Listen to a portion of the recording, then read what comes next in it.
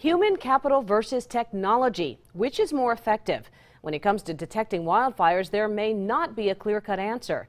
I recently traveled to Plumas National Forest to learn firsthand the role of fire lookouts in quickly spotting fires in this week's Our Future After the Fire.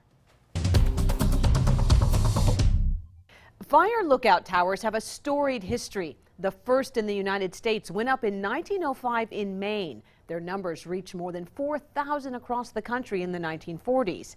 Here in California, only a few staffed lookouts remain. I met one man who believes that is a mistake. Every peak, Lassen is 45 miles away. Every ravine, sometimes even subtle nuances of shifting winds. Wayne Pease knows this rugged expanse of Plumas National Forest perhaps better than the back of his own hand. He has been scanning this horizon for 56 years. I can see about 500,000 acres nobody else can. I have a valley on each side of me that's 4,000 feet below the lookout. If you scan the horizon, you'll see stuff that's it's going up into the air before you might see it on the ground. This dusty, rugged road brings Pease to his isolated Mount Huff perch. It's my job to keep up with the fire if it changes in color, changes in size, changes in direction. When Pease spots even the earliest signs of smoke or fire, he radios dispatch, giving critical information. He remembers tracking the 175,000-acre Chips fire and many others. Fire is like cancer. Early detection is critical, so you can get people out of the way. So passionate about his career, Pease has even written a book detailing the role of a fire lookout. He describes himself as a human early warning system. He laments he is one of only a few remaining U.S. Forest Service lookouts in the state. At one time, more than 24, now fewer than 10. Pease says he sees the value in using technology in fighting fires, but says old school, these fire lookout towers should not be dismissed.